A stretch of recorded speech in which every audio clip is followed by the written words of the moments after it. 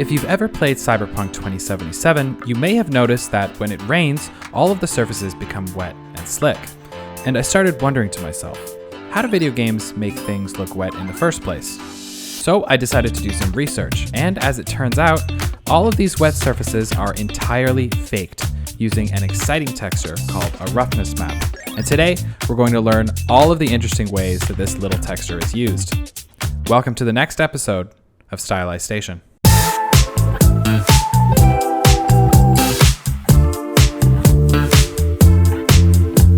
PBR, also known as physically based rendering, creates computer graphics that closely mimic how light behaves in the real world.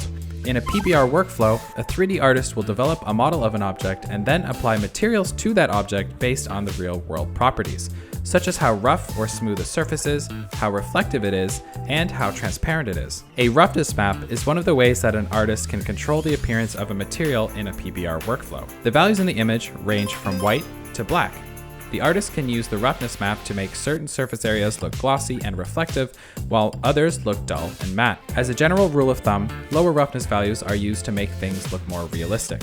For example, a metal surface in real life will be smooth, so a low roughness value is used to make it look realistic. Additionally, surfaces with a low roughness value will produce sharper reflections, which can help create a more realistic looking environment. On the other hand, higher roughness values are used to make things look more stylized. For example, a cartoon-style game may use high roughness values to make surfaces look more hand-drawn, with a less reflective and more diffuse look. But simply lowering the roughness value down isn't enough to make the streets of Cyberpunk. If you look closely, some areas are more wet than others. To make this happen, you need to create a roughness map. Roughness maps are a 2D grayscale texture and a powerful tool in the game designer's arsenal, allowing for creative control over a material's appearance that was previously impossible. By using roughness maps, game designers can precisely determine which material areas are glossy and matte, opening up a new realm of possibilities when creating realistic, believable environments. With the ability to hand paint roughness maps, game designers can craft every aspect of a material's appearance, from the tiniest details to the broadest strokes.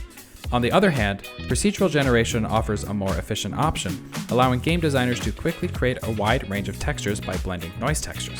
The true beauty of roughness maps is that both methods can be used together, providing an unparalleled level of control over a material's appearance and ultimately leading to a more immersive and believable game world. So that is how games like Cyberpunk make things look wet in video games. By applying roughness maps to their ground textures, they can make surfaces look like they're wet even though they're not wet, just more reflective. But I'm not done yet, because we can take this even further and do some fascinating things with roughness values.